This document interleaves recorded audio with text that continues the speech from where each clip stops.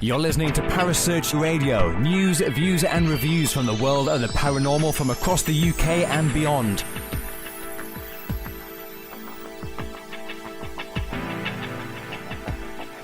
Find us on Facebook, Twitter and the World Wide Web. Parasearch UK Radio.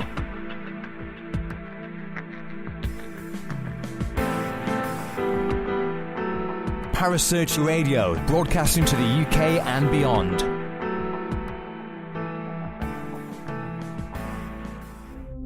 The views and opinions expressed by presenters and guests are their own and do not necessarily reflect the official policy or position of Parasearch Radio or its affiliates and sponsors. Listener discretion is advised.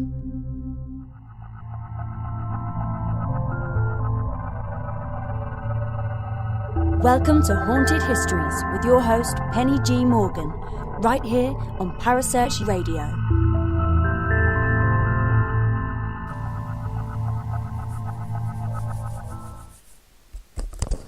Hello everybody, how are we?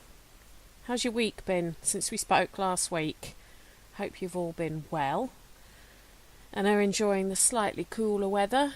I must admit I'd rather have the heat wave back myself, but hey ho, at least it means we can sleep at night, eh? So it's been a bit quiet at the moment the last few weeks. I think it's because either people who haven't got to kids who are off on the school holidays are just making hay while the sun shines, and those of us who have got kids who are off on the school holidays are just trying to manage to put one foot in front of the other and keep on going. But whatever it is, it's nearly over, guys. School holidays are nearly over, so sorry for all of those who prefer the school holidays, because it means they get to where they want to go. Although if you were driving on the M25 near Thurrock or the M11 near Harlow yesterday, you might disagree with me, seeing as apparently according to the news, and this isn't paranormal, but IKEA was letting people sleep there for the night at Thurrock because they'd been stuck at Dartford for so long. Well, there you go. Benevolent, isn't it? It's nice of them to do that. But yeah, all good, all good. So I hope you're all well, and I hope you're ready and raring to go for tonight's show. Hi Emma, thanks for joining us. This is the 5-minute live bit I do at the beginning. Now, I've got a couple of announcements to make. Obviously, the normal one. Are you following us on YouTube? As Kerry would like to say, click, share and subscribe. Don't forget to do that, and it costs you nothing. Nothing! It's completely free. And you get to keep updated with all our shows and any additional content that we eventually post when we get around to doing it. What else have we got? Oh, we've still got our charity event thing. The sharing is caring, or caring is sharing. I can never remember which way around it is. Kaz will probably appear in the chat room any minute and tell me which way round I should be saying it. But, you know, it's been a long day. What can I say? But the main thing I want to let you all know about is we've got a new competition. Oh, we have. Head on over to the Parasearch and have a look. You can get to win some amazing crystal-based products supplied by Spirit Soul Island. Absolutely beautiful stuff that you can get from there. And unfortunately it is only open to the UK subscribers because of the postage costs, but if you're in the UK and you're interested in winning those, I believe the draw is on the 11th of September, so head on over there and yeah, do your thing.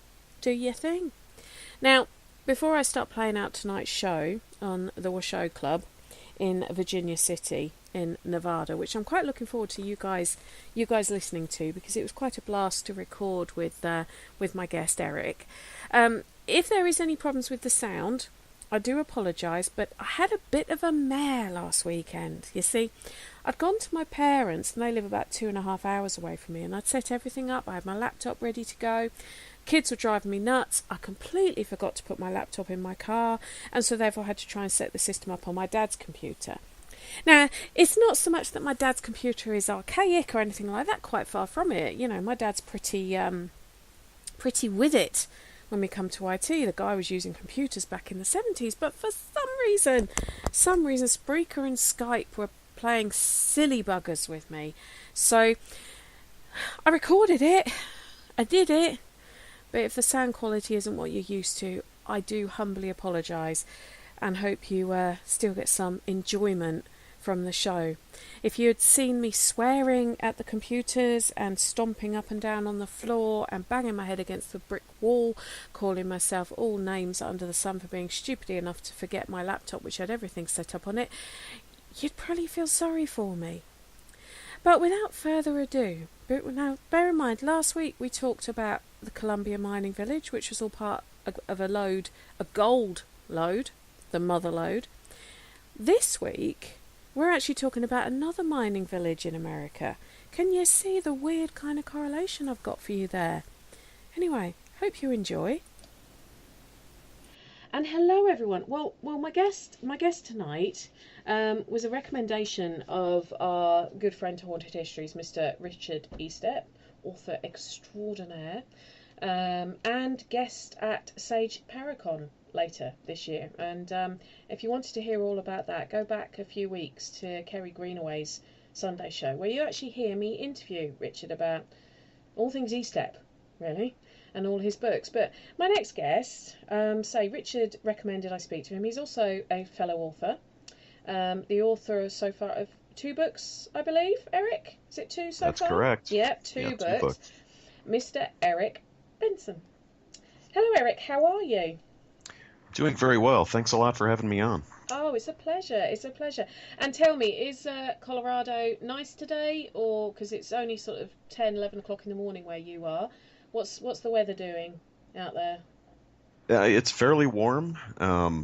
Almost everything in the western United States is on fire, so there's a fair amount of smoke.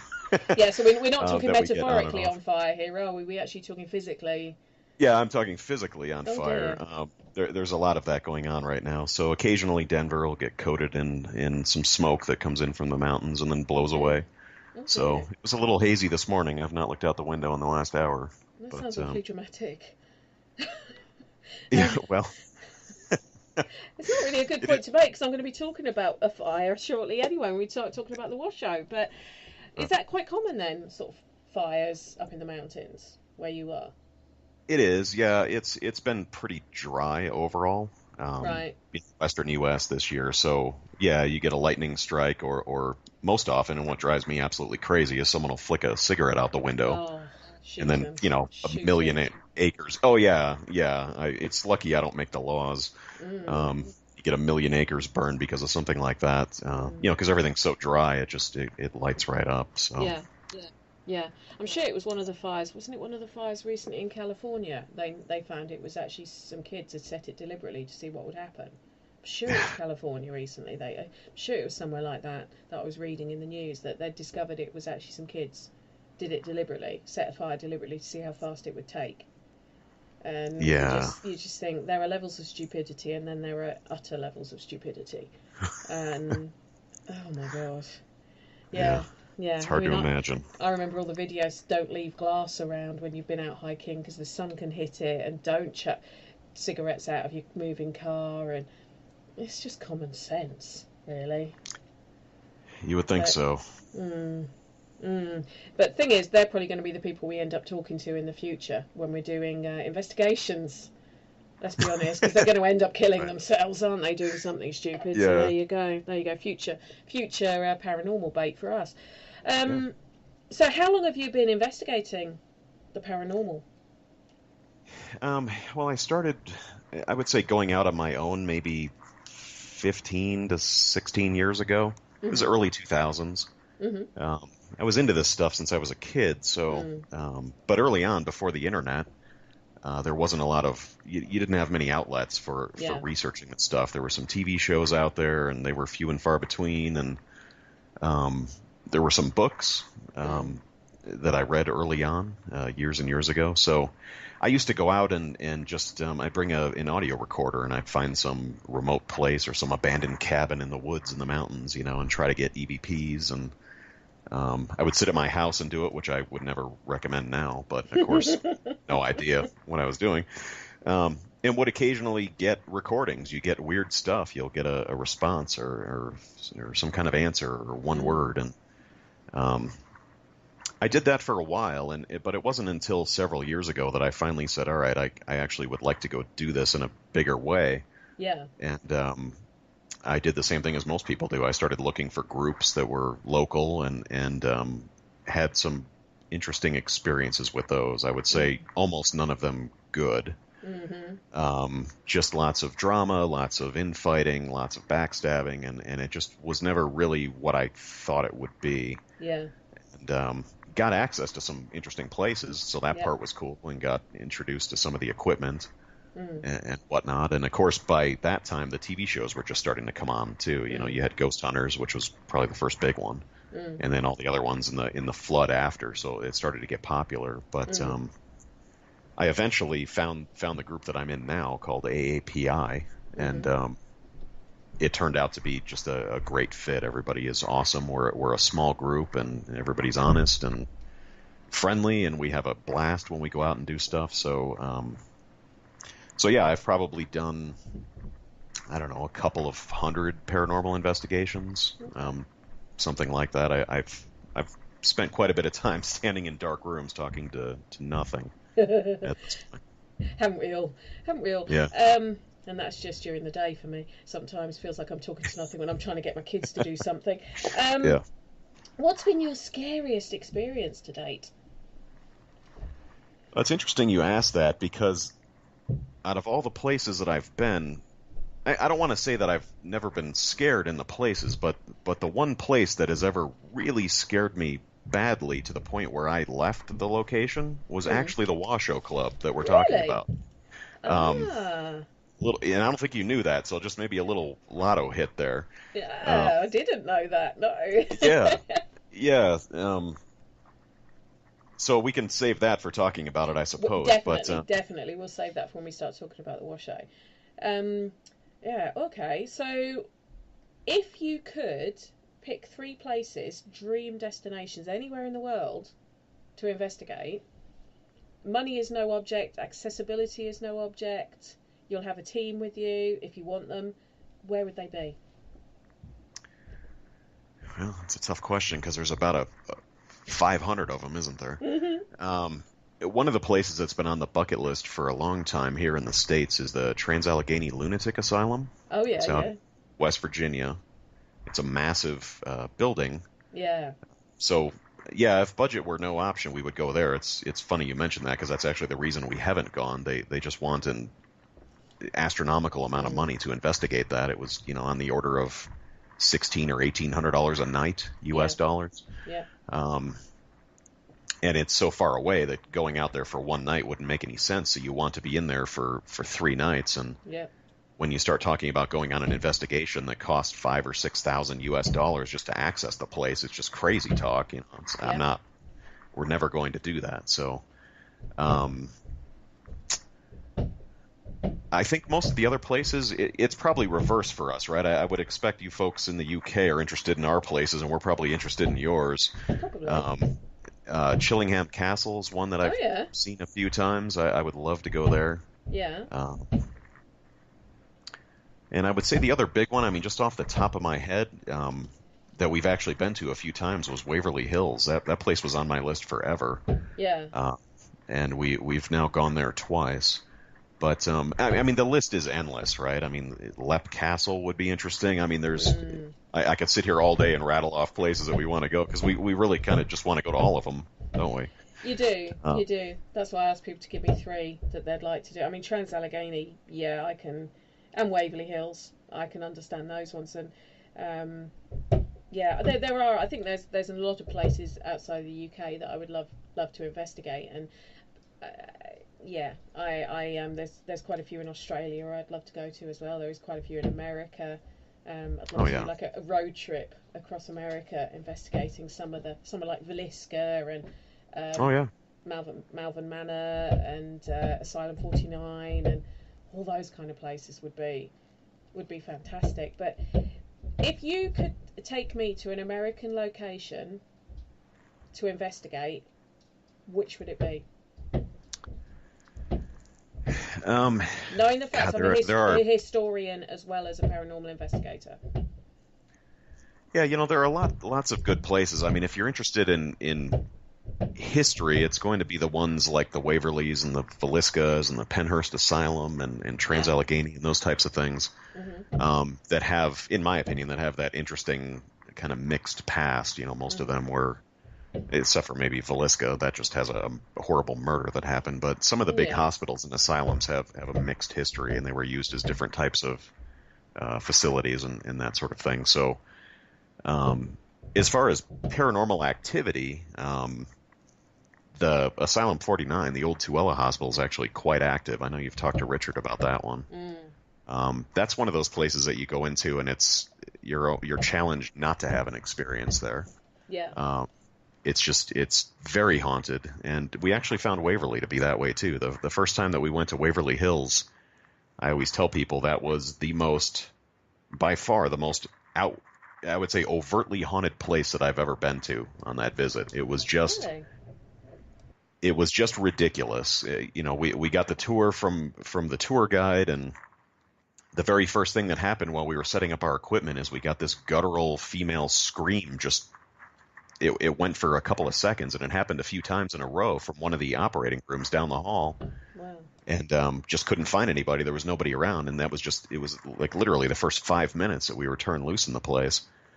And the rest of the night was there were disembodied voices that were firing off within feet of us, right behind us, right in between us. On occasion, we're standing there talking to each other, and a third voice comes out of nowhere, right between your faces. Wow. It was just absolutely crazy, and shadow figures moving around in the hallways, and it was just anything you could think of was happening at Waverly. So as far as most overtly haunted, that would be the place that I would say that in terms of where I've been. Right. But there are lots of good places, and you know, as you know, they're spotty too, right? You can go to a place one time and it's great, and the next time nothing happens. Yeah. No, they're not performing monkeys at the end of the day. So yeah, I mean, somewhere like Waverley, I think that is on most. I think most of the, especially in the UK, most of the paranormal investigators I know who do it and do a lot of research into places and watch and read a lot. Yeah, that's definitely in their list. I do have a fascination with the asylum side of things because I have a fascination with that from the Victorian period in the UK, but also the sort of poorhouses and workhouses. So somewhere like Ashmore Estates would be on my to-do list. But one of the things I've discovered, because last week I did the show about Colombia with Tammy Guyamaddy, who's doing an event there in January, and learning about the gold rush. And I found it quite fascinating because I've learned things that I never knew that you probably do get taught in history at school in the States, but I never learned here. And it was quite sort of ironic because when I sort of arranged with you, we were going to talk about the Washoe this week, I didn't realise that the Washoe Club was actually part of, wasn't actually a gold rush, was it? It was a silver rush, I suppose, for want of better terms, right. About 10 years after the main gold rush started. And Virginia City as a place is in effect built on what is known as the Comstock Lode spelled L-O-D-E. Now, anyone who remembers my show last week will remember me explaining to you what the mother lode actually meant. And basically a lode is a vein of precious metal, I suppose you could call it, that's running through a place, and a lode can be named after someone, and say I didn't know when I booked the shows that they did have a correlation to each other. It was just one of those spooky sort of coincidences. But what it's meant is the two of them have linked in quite well, because Virginia City is in Nevada, isn't it? That's correct. Nevada, for us Brits. Where Las Vegas is, basically. And it's very near to Carson City. Would that be correct? Nevada's kind of triangle shape, if you know what it looks like. So in the left-hand corner is Reno and Carson City, and Virginia City's tucked in the mountains, and Lake Tahoe is up in the mountains, just a little ways away. And that's kind of at the side of California, isn't it? Sort of the northeast off California sort of thing, if I'm looking at a map. Is that correct? Yeah, that would be correct. And then north of that you've got Oregon. Right, Oregon and there you Washington. go. That's a Brit knowing American geography. You must be impressed. I'm pretty impressed. Cool. Well, I've actually been to Tahoe. I have actually been to Tahoe. I went there when I was staying in San Francisco, and I think it's one of the most beautiful places I've ever seen. But It really is. And then when my friend told me we're actually standing on top of a volcano right now, I was like, okay, you could have told me that before we stood here. But there you go. It's still quite mind blowing. But yeah, so Virginia City was kind of built sort of 1850. Well, I think it was established in 1859, and it was part of.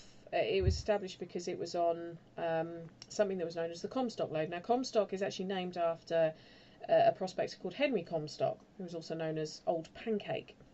But what's really sad, and I think this story just starts to contribute to why Virginia City is so haunted, because I've been reading a book called Haunted Virginia City by Janice Oberding, how it's pronounced, and she talks about all the places there and the things that go on in them. And so the Washoe, even though it's one of the best known, and it's probably the most prolific from a paranormal perspective of Virginia City, it's not the only thing there that has got...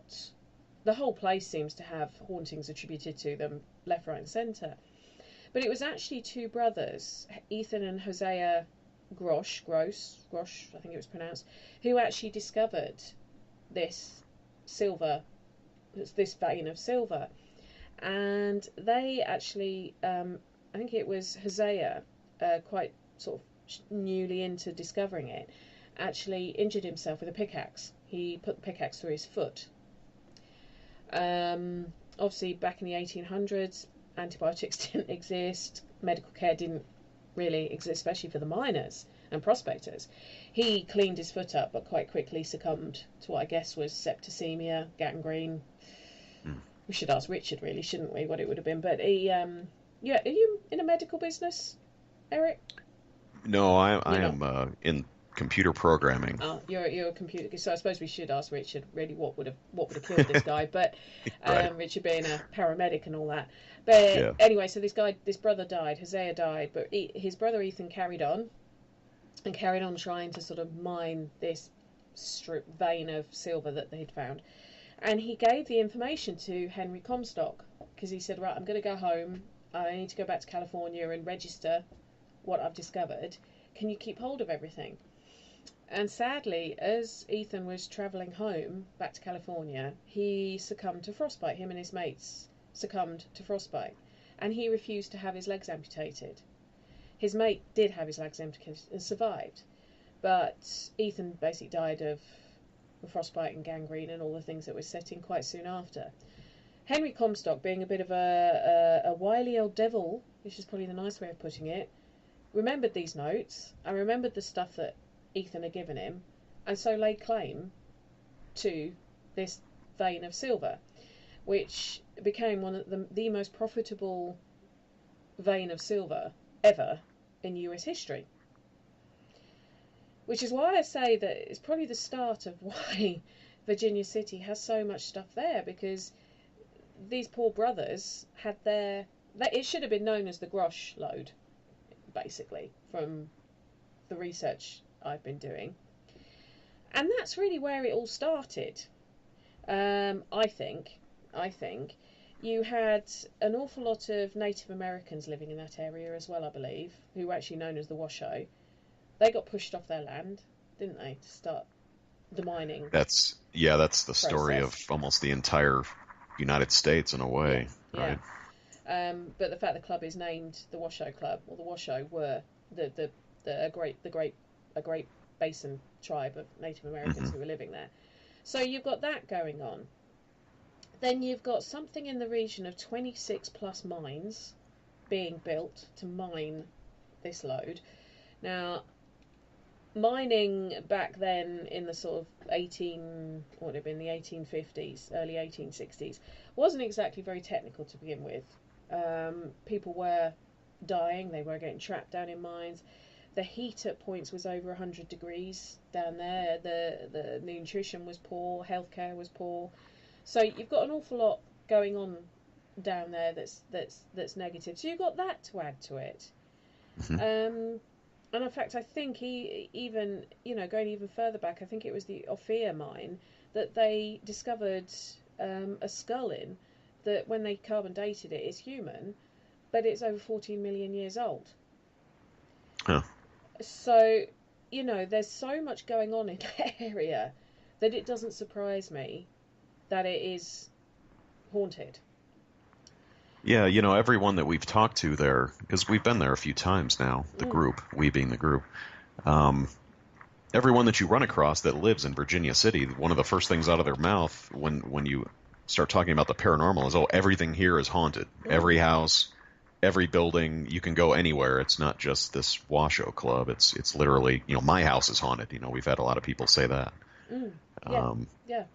The previous owner of the Washoe Club, the first time we went there, had some astounding stories of full-bodied apparitions in his room and getting dragged out of his bed. He had crazy stories that happened just at his house right up the street.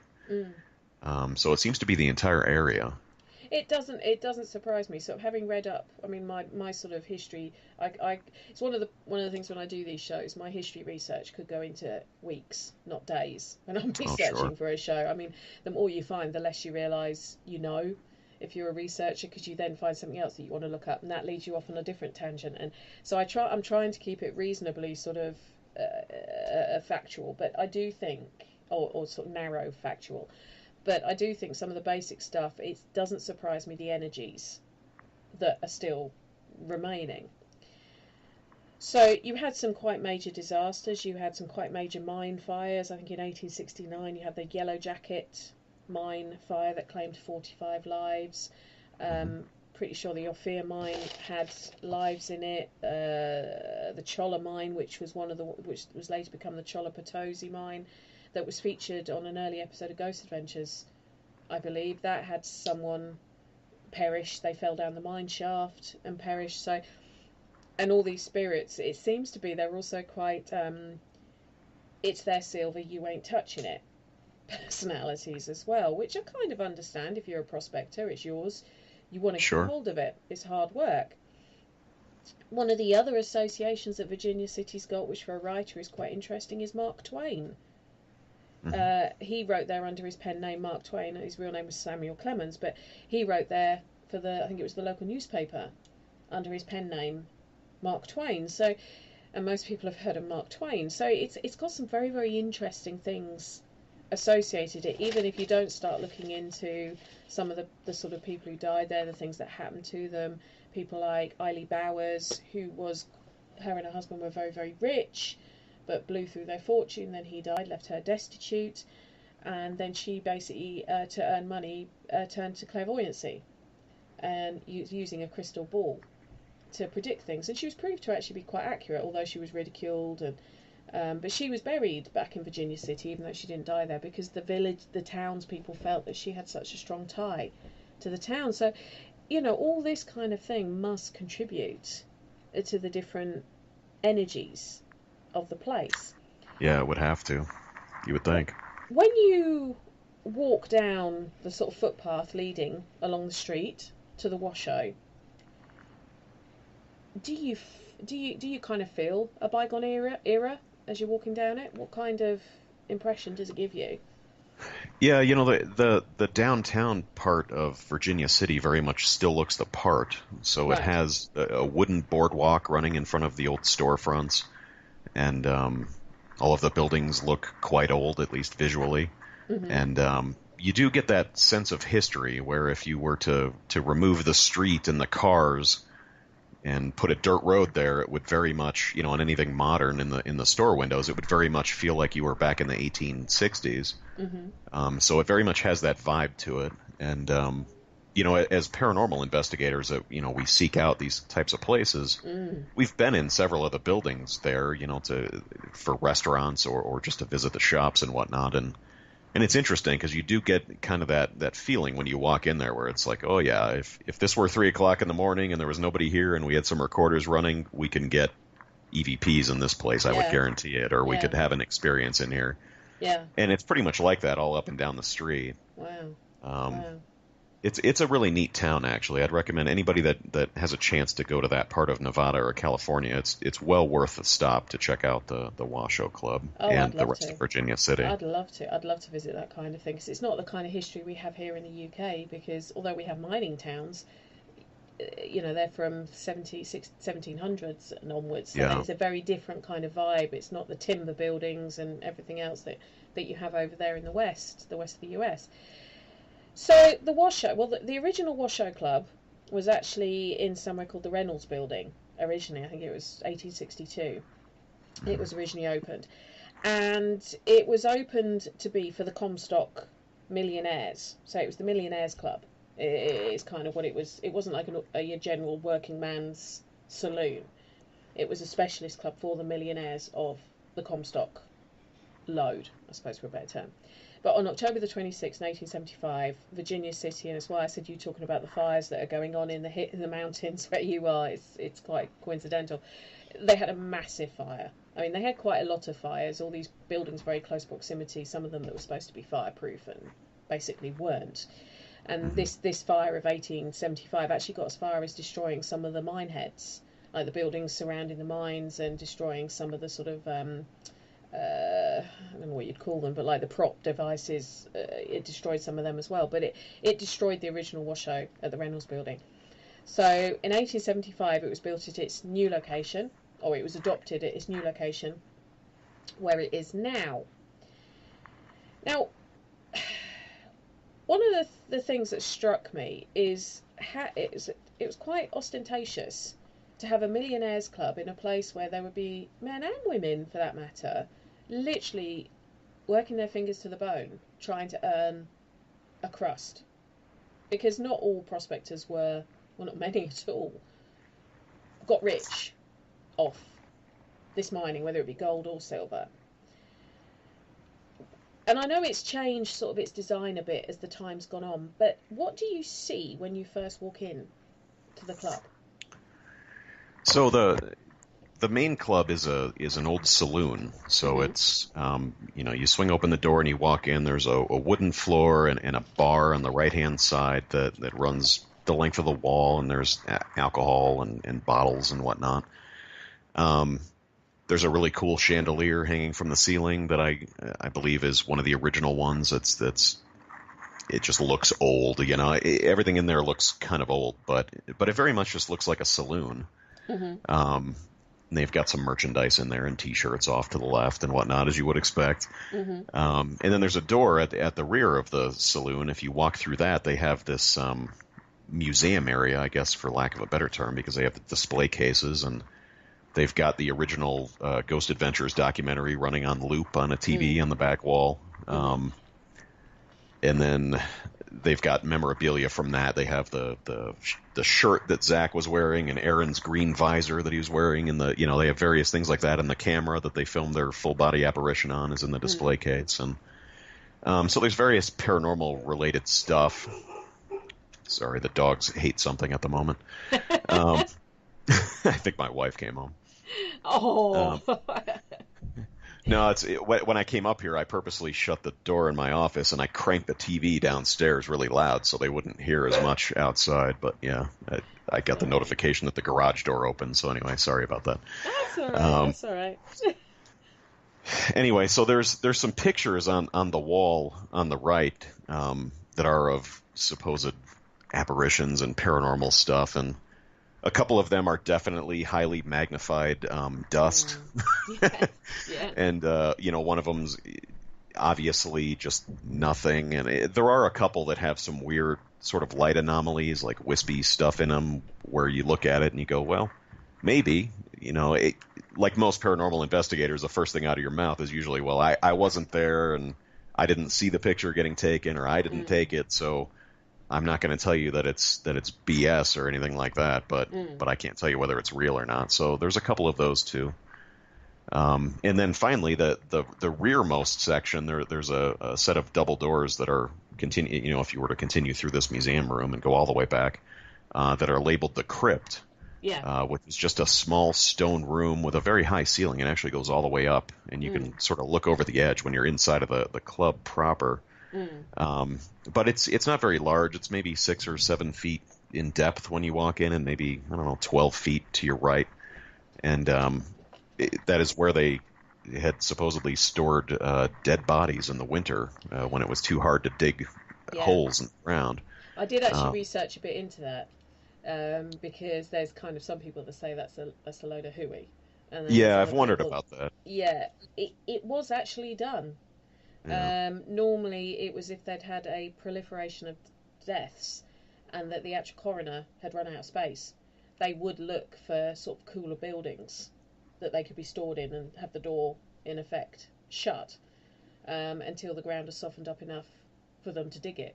So it is plausible. It is plausible it could have happened, but it'd be very hard without talking to someone from that era to see if it definitely did happen, because they would have still even if you found like a death certificate of someone whose body was stored there, the place of death wouldn't be the Washoe Club. The place of death would obviously be wherever it was, if they died in one of the mines or if they died in their own home or whatever. But it is plausible they used to do that, because they used to do it in other parts of the world. They would find a building that had a decent storeroom and store bodies in there if they had a lot of deaths and that they couldn't dig into the ground to bury them. Yeah. It is always cool in there, because I was just there a month ago and it was, hot outside, but it was actually cool in that room. So, I mean, that would kind of support it, I suppose. As far as the public areas of the building, that's kind of the layout of the saloon. And then you have the actual Washoe Club itself is above the saloon, and it's a couple of floors. There's a spiral staircase in about the middle of the building that is now capped off, and it's an antique staircase, so they won't let you walk up it anyway. But so to access the actual Washoe Club itself, there's a door on the street level, right to the left of the main door into the saloon that just opens, and then you walk up a set of stairs right into the Washoe Club. And there's also a rear entrance that's on this I would say decking or patio or something that's like really slanted, and it's shocking that it's still standing. It just doesn't seem very safe. It's very rickety. It's like if I were to build a deck, that's how it would come out, because I have like no skill. So those are the entrances into the Washoe. So when you go up into the club, there's a main floor that consists of various rooms. I would say most of them are fairly small. You can see the cap on the top of the upper staircase. And then there's actually a quite large room on the main floor, which, if you've ever seen the original Ghost Adventures documentary, is where they captured the full-body apparition footage in this really long, very large, it looks like I don't know if it was originally like that, but it's like a ballroom almost. It's a big space where you would have a big function or something like that. And then if you go up the stairs, there's another stairwell that goes up to the top floor. There are just a series of other small rooms. But the place as a whole is a decent size. I mean, it's not, by our standards, a very large place to investigate, but it's not small either. There's a fair amount of square footage in there. Okay. So which parts of it did you investigate? Which bit did you start investigating first? So we are given access to everything other than the saloon. So what happens is they lock you out of the saloon in the museum area, and that's kind of where you can set up your base. And then you can go out this back door, up this back patio, or whatever you would call that thing. You can go up a few flights of stairs to get in through the back door, essentially, is how you get in there. So the first time we went there was in March of 2015, I think. So it was a few years ago. And I had been to the Washoe a few times in the past, but it was nothing having to do with the paranormal. I was there when I was a little kid. We had passed through there on a road trip, and just I saw it. We went in there. It was a cool old building. Didn't really make any connection. And then also later, when I was a college student, I had gone on a road trip with some buddies, and we stopped in Virginia City and had also visited the place. But none of it was in a paranormal context. So we started out on the main floor, and the interesting thing about the Washoe Club, the first time we were there, as soon as you opened the rear door and you stepped foot in the place, it just felt, I think paranormal investigators would know what I'm talking about. I don't know if other people would, so I apologize. But it felt very thick and very heavy, and very oppressive in there. It was like almost like the room was very stuffy and hot, even though it wasn't. I don't know how else to describe it. It just didn't feel right in there. It did not feel welcoming, and it just didn't feel right, even though it was still daylight out when we started. And we had 3 people from AAPI were there, and then we had 2 friends that we invited along. So there was only a total of 5 of us in the entire building. And so we set about to put out our equipment and find places to set cameras and devices and laser microphones and all the weird crap that we use. And and it became obvious within the first 20 minutes that nobody wanted to be alone in that place. Because when we first got in there, you don't think much of it. I mean, we do this routinely, and it's almost, after you do it a while, it's almost another day at the office. You know, you go in, you're excited to be there, and the place is cool, but okay, now we need to put out equipment, and we need to figure out a game plan. What are we going to do? And usually one of the first things we do is we'll wander around and explore the place, and usually we often will do that either together or we'll split up. People will wander off. And so we were doing that. It was pretty typical. And just a few minutes into it, as we would encounter each other, you could see it in the person's face where it was like, I don't like being alone in here. This place just does not feel right. Just, it was a constant feeling of you're not being alone in there, and not in a good way. Yeah. So we very quickly decided that we should really pair up. So we did that. For the rest of the night, I don't know that anyone really went anywhere in there alone. It just felt that weird in there. I don't know how else to describe it. It was just not a place that you wanted to be alone in. And that did not get any better when it got dark and it was pitch black in there. That just kind of added to the entire thing. So yeah. So that was kind of the beginning of the investigation. I can give you the full run, including the major event that happened if you want. I can. What, in this particular room that you're talking about, the one that nobody wanted to be on their own in? Well, it was the entire place. Right. Okay. So. Okay. And I think it was interesting because before we paired up, there were a few instances where multiple people, including myself, were walking around and actually would hear footsteps behind them.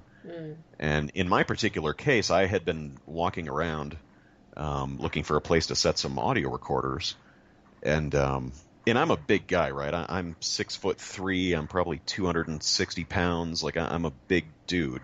Right. So I'm walking around and I stop and I hear a couple of pops behind me on the floorboards, which I immediately thought like, oh, that's the cheeseburger that I had earlier today. Like I'm too fat for these floorboards, built 100 years ago. But the interesting thing was, after the couple of pops, there was actually a scuff. It sounded very much like a leather sole scuffing on a dirty wood floor, because that's what the floors are. Yeah. So I turn around and naturally there's nothing there, but that was pretty interesting. Yeah. And then comparing notes later to find out that other people had the same experience. Our group leader, Steven, something had followed him down the stairs, and he could hear it on the stairs behind him. And so there was that sort of stuff was going on. So we spent the next several hours investigating the place, and we were getting EVPs pretty regularly. We were getting responses to questions that were of decent quality, some of them better than others. Mm-hmm. And particularly, we were getting them in this room that had a card table in it that was they've set it up as a prop, but I guess it used to be one of the gambling rooms where they would play poker or similar card games. We got quite a few responses in there. But in general, other than the weird footstep stuff and not feeling like you were alone and not wanting to be alone in the place and the EVPs, not much really happened the first night. Now, granted, we're jaded, right? When I say we got a bunch of EVPs and heard footsteps, and then I tell you my next statement that not much happened. I mean, people that aren't into the paranormal are like, "What? You guys are weird." I catch myself doing that all the time. It's like, well, if nobody was pinned to the ceiling, then nothing happened. Yeah, but, your head didn't spin around 360 degrees and you vomited and, changed into a demon sort of figure. You weren't, yeah. Right. I mean, from a jaded paranormal perspective, not much happened that was not run-of-the-mill type things. The footsteps are maybe a little more impressive than average, but So at the end of the night, it was interesting because it was about, it must have been 3 or 3:30 in the morning. We had gathered up all the gear, and we were there for 2 nights, so we were going to be returning the next night. And everybody was tired. We had traveled that day. We had done, I believe we had done Preston Castle the night before, which is in Ione, California. It's a few hours. That place fascinates me, Preston Castle. Oh, Preston is awesome. Yeah, fascinates me. Yeah. If anybody ever watches the Ghost Adventures TV show, for the longest time in the opening credits, Zach would be standing on a stairway with a red building behind him, and that is Preston Castle. Yeah. I think Ghost Asylum did an episode there as well. It's actually on my list to do a show on next year. I'm already starting my sort of 2019. Oh, cool. Shows. Yeah, I've been there once. It was awesome. Yeah, Preston Very Castle. cool place. Yeah, we got some interesting stuff there. That's one that the history of it fascinates me as well, and the way some of the young boys were treated, and it just looks the part too. It's this beautiful red building, and it's set up on top of a hill, so you can see it from miles around, and it looks like a haunted house. It looks like something that James Herbert would have written into one of his books, that you see through the gates, and once you get through the gates, you can't see a way back out. The gate sort of the road out sort of disappears, and all you can see is the house at the top of the hill. Yeah, it's that one should be good. That one should be good. Yeah, very awesome. Yeah, so no, Preston Castle's definitely that's actually on my to-do if I ever get the chance to get over to the western coast. It's one of the ones I would be factoring in to my road trip, because it just looks amazing. It's well worth it. Yeah. It had actually been closed down for a period of months before we went in there, at least months. The fire marshal had said that they couldn't do tours or anything, so when I had booked the investigation, it was very tentative. It was like, well, we'll put the date on the calendar, but if we can't get open by then obviously we can't do it. And so we scheduled some other things. And that actually may be how the Washoe came about. I can't remember if we had set out to go to Preston first and then to the Washoe or vice versa, but we ended up wanting to fill the time for the trip. So we ended up at the Washoe for 2 nights. But so night one at the Washoe, average type of stuff that you'd expect in a haunted location, but nothing that made you sort of go, whoa, this is a chapter in my book. Not until the last few minutes. So okay. So we gathered up our equipment, and again, this place just doesn't feel right. It was a terrifying place to walk around in. I don't even know how to describe it. It just didn't feel right in there, and at no point were you ever able to achieve any sort of comfort level in the place. It's like you would put your back against the wall, and then you'd be sitting there thinking something was going to break through the wall and grab you. It's like you couldn't feel safe in the place. Yeah, it was interesting. The only reason that I keep stressing it is we've been to a lot of places, and I've investigated many, many locations, and very few times has that ever been the case to that extent. So there's a real sense of malevolence there. There really was that night. I mean, it just, whatever was there was not friendly, would be my take on it. And we experience that from time to time in locations, but it's usually fleeting or something that'll happen for a few minutes and pass. But this was just ingrained into the brickwork of the building almost. Oh, yeah. It was 6 or 7 hours in this building of just feeling that way. So you're rather ragged by the end of the night. It got to be 3 or 3:30 in the morning, and it's like, everybody was tired. We had driven from Preston the day before, and we'll just come back tomorrow. Yeah. So we packed up our gear, and we were heading out of the building, out the back door, and we lined up sort of right by the back door, and there were 5 of us, and I happened to be standing inside of the room where the spiral staircase is, where it's capped off. And I was in there with one of our friends named Susan, who is actually she's like an aerospace engineer. She's a trip to investigate with. Yeah, she's a trip to investigate with. Very smart, very technical, but also into the paranormal stuff. And so her and I were standing in this really small area where the spiral staircase is capped off, and behind us was a door out into the other part of the Washoe Club, and then along the wall by the spiral staircase there are actually a series of rectangular windows that are fairly close to the ground. It looks like maybe at some point that was actually an exterior wall, and that the building had been expanded, because I don't know why you would have windows inside of a room in the interior of a building. And there's no glass or anything in them. Anyway, so it's this kind of narrow room that's longer than it is wide, and we were standing there.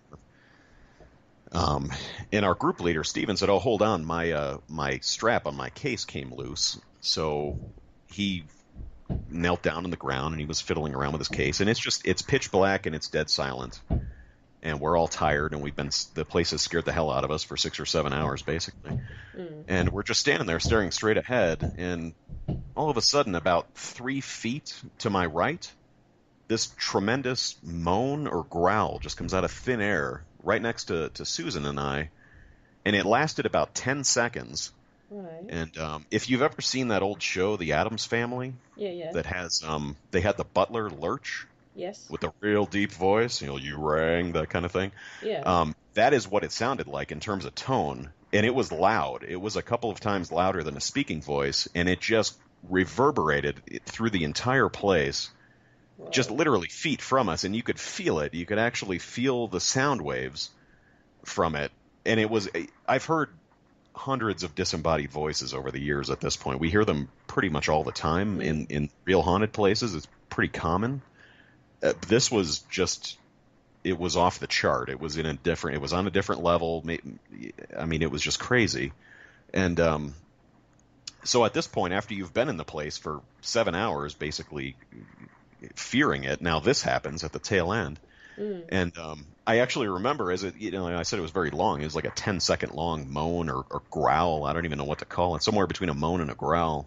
And my lip actually curled uncontrollably, which I mentioned in the book, which kind of cracks me up later because, when this type of thing happens, you don't really know how you're going to react. And essentially the 5 of us just froze because it was pitch black. It's like, running out of there wasn't really the first thought that anybody had, but it was a very scary experience. So the moan stops and we look at each other, kind of like the Scooby-Doo, like, oh my God, like, seriously?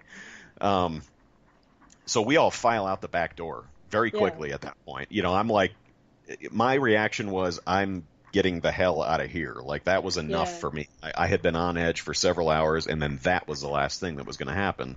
Yeah. And just totally unexpecting it, and I'm tired, and it's late. And so we go out the back door, and we're standing on the landing out there in the back. The building has this kind of enclosed area in the back. The building wraps around it, if you will, but you're outside. And now we're just standing there, and Steven, our leader, had still been fiddling with his bag. So essentially we left him there. Like, we cruised out of there. Nobody ran, but we walked single file very quickly. So we all pour out of the building, and we're standing there, and he comes running out with the case. And now we're standing on the landing staring at the back door that's open, and nobody wanted to go back in there. So Steven's like, well, let me lock the door. So he's trying to reach in and lock the handle, and he's clearly nervous and afraid at this point because he sees how rattled the rest of us were. It was pretty comical watching him try to lock the door. And at one point he's like, I don't know, I think we might have to go back through and go down the stairs and out into the street. And the rest of us are like, there is no way in hell I'm going back in that building.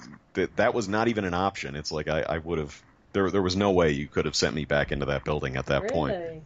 No way, absolutely no way. So he did finally get the door locked, and we left. So pretty impressive experience from a paranormal standpoint. It was for a fairly quiet night, evidence-wise, for something that big to happen. Was pretty shocking. And was this on the second floor? So you got the saloon floor that you weren't, and then it was the floor right above the saloon. Yeah, so the second floor. Well, what's interesting is, I don't know if you did dig into the history of the upper floors, but in 1897, when the club actually closed as the Washoe Club, because there just wasn't any millionaires really left in Comstock, because the whole load had been pretty much eradicated. About 30 years later, they actually converted the upper floors into apartments. But these apartments weren't really for your upper classes. They were for, the people who couldn't live anywhere else, basically. And there are records, according to that book I was reading by Janice Oberding, there's quite a lot of records of suicides, a high proportion of suicides. And apparently the most recent one was in 1999. Someone killed themselves up, and that was one of those upper floors. So that would, whether that cause that negative sort of vibe, or whether it's the negative vibe causing the suicides. It does. Yeah, it kind of makes you link wonder. in. It does link Well, in. And the thing that I always look back on is the timing of that disembodied moan or yell or growl, whatever you would call that, was funny, and it had to be deliberate. We had that place wired up all night long. There were audio recorders everywhere and cameras running with audio, and we had just packed up all the gear, so there was nothing running. Absolutely nothing running. We had no audio recorder, didn't capture the thing on audio other than 5 people hearing it. And it's almost like it waited until we had packed up. So I wonder that sometimes. And then the other part of it is we were leaving the building and very much on our way out, and then stopped to wait for Stephen. And I wonder if it was irritated that we hadn't left yet. It was like, oh, good, they're leaving. And then we didn't, and we stood there for 2 minutes. And then it was like, get the hell out of here. The timing was interesting on that. But very cool experience. As you well know, growls don't necessarily mean something malevolent. It doesn't have to. It just might mean that's the only noise that a spirit can make. But it's the fact that you said there was that real sense of foreboding the whole night. That linked into what you're saying, the way the noise sort of came across. It certainly would match that. Yeah, I always tell people I'm reluctant to ever put intention on anything, like an EVP or an audio recording, or how it sounds or what happens.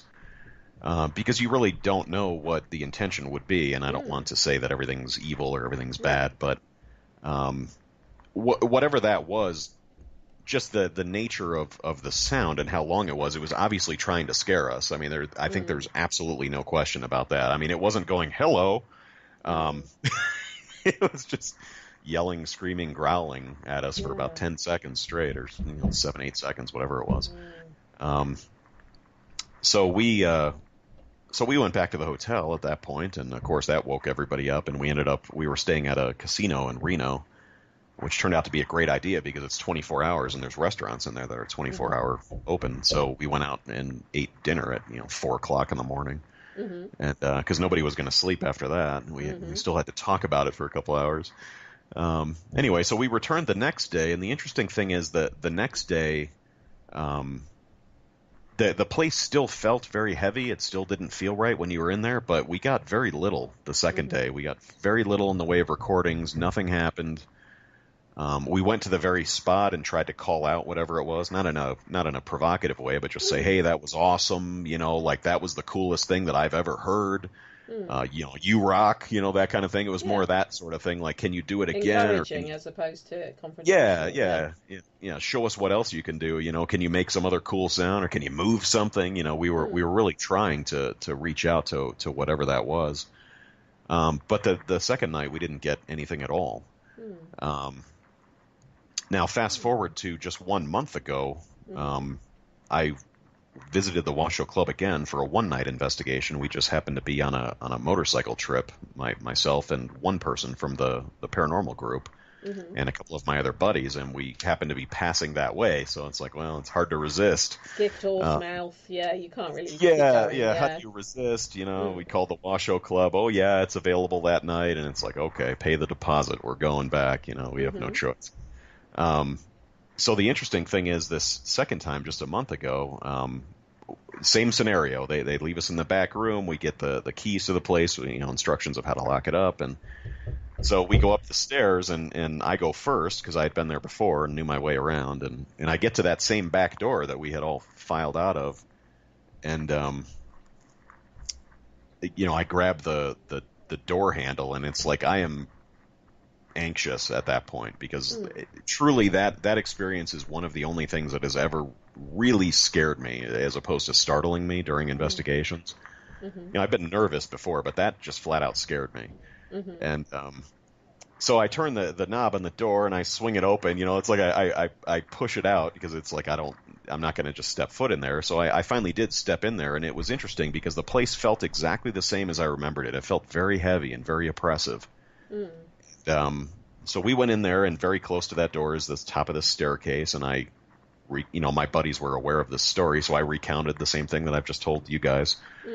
Exactly what happened, and I'm pointing at the spot, and we were here, and I was exactly right here, and kind of gave them the whole rundown. And anyway, so we kind of toured the place. It didn't feel right in there.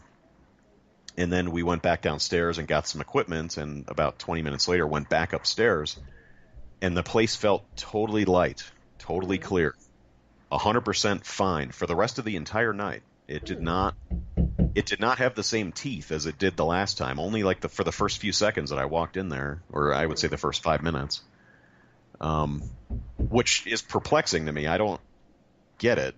And then I have to wonder if it was me going in there and the other investigator that had been there before. I don't know. Like, I don't want to assign any intent to it, but did it fail to scare us last time and like make us run out of there in terms of that, and thought maybe it was like, forget it. Well, it's almost like a bully that you stood up to, and then they know there's no point bullying you anymore because you come back. Yeah, maybe. It could be. I don't want to assign that to it, but just given the situation, it's interesting. It's interesting. That's how it was. I mean, I know other people I've spoken to who've actually visited the Washoe have all said the same thing. It has not got a nice atmosphere, especially the upper floors. The saloon area and crypt and everything isn't that bad, but once you start going to the upper floors, which would have been the apartments, it hasn't got a nice vibe to it. But maybe it was weird.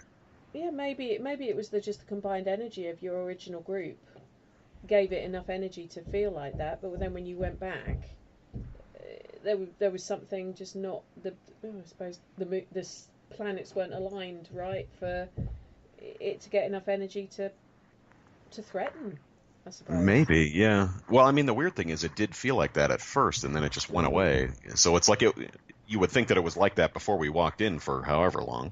And then it just kind of lightened up in there, and it was. Or maybe it was like a guard dog, not so friendly. I don't know what kind of dog yours was that was barking, but you know what some dogs are like.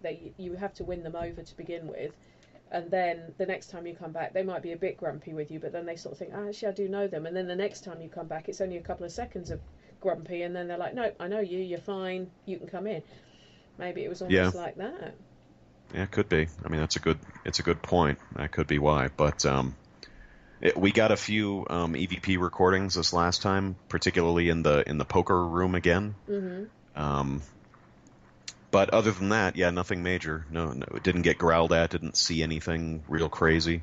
Would you go back again? Would you go back again if you got the chance? Oh, absolutely. I mean, in that first visit, we saw what the place is capable of. I mean, it showed us right at the tail end of that first night what is possible to have happen in there. So, yeah, absolutely. It's a very cool place. It's one of the places where you go there and they just hand you a key and they leave. Like, have a good night, and they just leave you alone in the place. Yeah. Which is awesome from a paranormal. It's a shame you can't investigate the saloon because there's probably a lot of stuff attached to the artifacts that are in there. You would think so, yeah. I mean, you can stand there and look through the windows and the door, and you can see it, but they lock that door. It's full of alcohol, and there's probably money and that kind of stuff in there, and merchandise, and I'm sure that's why they keep that locked. But, yeah, interesting place. So your books. I mean, we're coming to a close on the interview now. You'll probably be pleased to hear, but we're coming to a close. I hope it's not been too not necessarily. dramatic. No. No, it's what? Go on, be nice to the presenter. Oh, I said no, it was fine. I have, like anyone else that's in the field, I have fun talking about this stuff. I don't. Yeah. I just share the experiences. I tell it in my own words, and I let people decide what they think or whether they believe me or not. It doesn't matter to me either way. It's funny you say that because that's how you write you've written your two books. Isn't it? It's not about trying to talk down to anyone or try to say this is my way, this is the only right way. It is more about sharing the experiences with a sense of humour. Yeah, it's this is what happened. This is where we went. This is what I saw. This is what I heard. This is how I felt, and that's really it. Yeah, it comes out in a very personal sense. My books are very conversational in style. Yes, I've been told it's very much like me talking to you now. Yeah, definitely. And I'll concur with that. Yeah.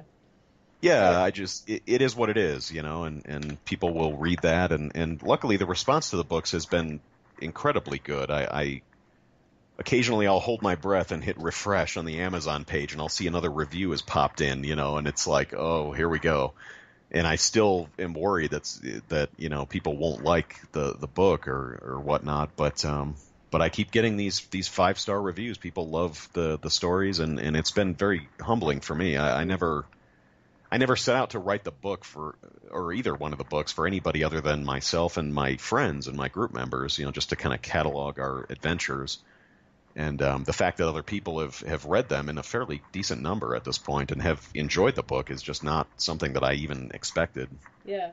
So how can anyone who wants to read them, I'm going to share the links on our Facebook page for you, but how can people who want to read them get hold of them? So there's 2 books. The first one is called Supposedly Haunted, and the second one is called Of Ghostly Origins. That one just came out a couple of months ago. Supposedly Haunted came out in October of 2016. Mm-hmm. If you go to supposedlyhaunted.com, that will forward to my author website, which is also at eebensen, bensen.com. Mm-hmm. And there's links there to Amazon as well. But yeah, that's how you can find the stuff. I've got an author page on Facebook. There's a link to that from the website if anybody wants to connect with me there or chat or follow the page or do whatever you want to do. That works too. Yeah. And I can concur. Erik's sense of humour is exactly the same in the book as to when you're talking to him. It's not fabricated. I can tell that you're friends with someone like Richard Eastep, with your sense of humour and how similar they are. Definitely. Yeah. Definitely. It's interesting how we find each other, isn't it? With that sort of. It is. Yeah. So, are there any plans for a third book? So just about 1 month from now, Richard and I are actually traveling to Iowa, and we're going to be investigating 3 locations. The first one is the Squirrel Cage Jail, which is in Iowa. And then the focus of the investigation is the Farrar Elementary School. So we've talked to the owners, and we're going to be writing a book on Farrar and co-authoring that one. Mm-hmm. So we have 3 days in the place, solid. There'll be a fairly small team in there. I think right now it looks like there's 4 of us. Mm-hmm. There is a chance that that's going to be filmed and may show up as a documentary. We'll see. Mm-hmm. And there's a book project that will come out of that. And then on the final night, on the way home, we're going to stop at the Villisca Axe Murder House because Richard has never been there. I've been there twice, investigated that place. It's interesting.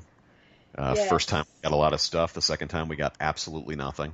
Yes, I did a show on it with Gina and Ryan from Three Girls in the Dark a few months ago. It's definitely, and I've spoken to Johnny Hauser a few times as well. That definitely sounds like one you have to go and visit if you're in the location. So can I sort of say to you, you'll come back and talk about the book next year once it's come out? Oh, absolutely. You probably get both of us on here. Then our senses of humor will clash. Oh God, I don't know if I can control both of you on a show. Cool, I don't know. Who knows? Well, that sounds brilliant. Well, do make sure you keep us posted on when the book's. Is this going to be one that you're self-publishing, or is this going through? We'll self-publish it. Yeah. It'll. Okay. If I had to predict, I think it'll go out underneath Richard's name with me as a co-author, much like his Asylum 49 book was with Cami Anderson. The amount of people he co-writes with now. Come on. Well, I'm going to tell him that next time I speak to him. Yeah. He's a lazy sod. He keeps co-writing with people, so he doesn't have to do all the work. Well, it's, for someone like me, I've merely written 2 books, but he's quite prolific. Anybody who's familiar with his work. He never stops, yeah. Oh, yeah, he's constant. He's like the Terminator with writing books. He's constantly posting, I'm working on this, I'm working on that, and he's putting them out at multiple times a year. I am only teasing. Oh, yeah. Richard is actually listening to this. He should know by now I'm only teasing him. I'm always eager to read another book. Oh, absolutely. Yeah, for me, he's doing me a favor more so than the other way around as far as I'm concerned. I'll lend my writing to it and personality and whatever needs to happen, but having his name tagged on it next to mine, it will do nothing but help me promote my stuff, which is something that I've not outwardly tried to do. It's kind of just happened organically. So or make you guilty by association, Erik. It could be one or the other. You never know. You never know. We'll just see what happens. Well, thank you so much for being my guest thank you. on tonight's show. It's been an absolute blast, and I look forward to speaking to you next year. And we'll talk about, is it the Farrar Elementary School? Is it Farrar Elementary, yeah, it's in Maxwell, Iowa. It's Farrar. I spelled it with an E. There we go, Farrar Elementary School. We'll talk about that next year and your next book that will be coming out. But if anyone does want to get in touch with Erik, do drop him a line on his website or his Facebook author page. He's quite friendly. I try. And if you ever look at his profile picture, just tell us who you think it reminds you of. I'm not going to tell you who the standing joke is, but just tell us who you think it reminds you of. Can't wait. He knows what I'm talking about, because one of the first things Richard said to me is, he sent me your picture and he said, who does this remind you of? And I was like, oh my God, it is, isn't it? Yeah. So you can't see it though, can you? You can't see what we're talking about. Or can you? I don't see it. You don't see it? Okay. Only in terms of the beard at the time was not. I had it longer than maybe it is now, so maybe that. But I don't know. Hey, look, whatever, right? I can see it. I can see it. And anyone who knows Richard, just think Star Wars, and you might understand what we're talking about. But no, I can see it. I can see why he told me that. But thank you so much. I shall let you go and enjoy the rest of your weekend. Stay away from any fires. You know, all right, will do. Thank you for having me on. I do appreciate it. It's been an absolute pleasure. Anytime. So anyone who does want to check out Erik's books, if you do check out his books, make sure you leave him a nice review. We don't want him getting upset, but do go and check out his books. You can download them to your Kindle.